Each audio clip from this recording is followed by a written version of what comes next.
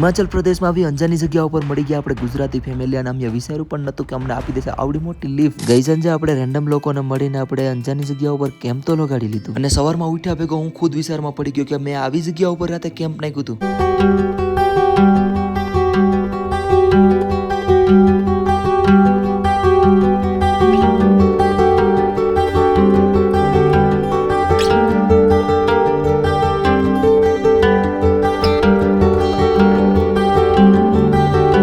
અને પછી જલ્દીથી બેગ પેકિંગ કર્યું, ભાઈઓને થેન્ક યુ કીધું ને આવી ગયા બે ભાઈઓ રસ્તા ઉપર ચેકિંગ કરવા માટે. અને અહીંથી જવાનું હતું મનાલી ને મળી ગઈ પેલી વેલી લિફ્ટ આપણને. અને ભાઈનો પ્રેમ એટલો ને કે ભાઈએ કીધું હિમાચલમાં કઈ પણ હેલ્પ જોઈએ મને ખાલી ફોન કરજો. कोई नहीं, आपको इधर हिमाचल में कोई भी काम हो ना, कोई भी दिक्कत परेशानी हो, आपने मेरे को फोन कर देना. અને પછી નીકળી ગયા ભાઈ એમના રસ્તા ઉપર અમને મેન જગ્યા ઉપર ડ્રોપ કરીને. અને આ જગ્યા એટલી સુમસાન હતી ને કે અમને કલાક દોઢ કલાક સુધી લિફ્ટ જ ન મળી. અને પછી ચાલુ કર્યું બે ભાઈઓ મસ્તી કરવાનું અને ત્યાં જ વળી થોડી વારમાં લિફ્ટ પણ મળી ગઈ.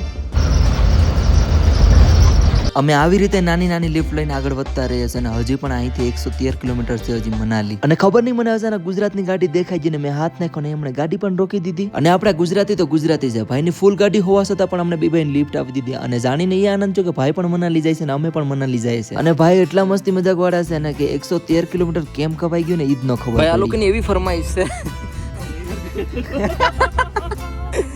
કે આ લોકોને ગુજરાતી કપલ લઈ કહેવાનું, ગુજરાતી ફેમિલી કહેવાનું.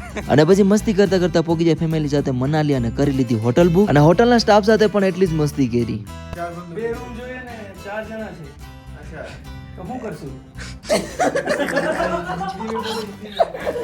બાકી ભાઈ અમારે હોટલનો રૂમ રાખવો પડે એમ છે ખાસ એડિટિંગ માટે. બાકી ભાઈ આપણે યુટ્યુબ ચેનલ પર ફૂલ બ્લોગ આવી જશે, જલ્દી લાઈક સબસ્ક્રાઇબ.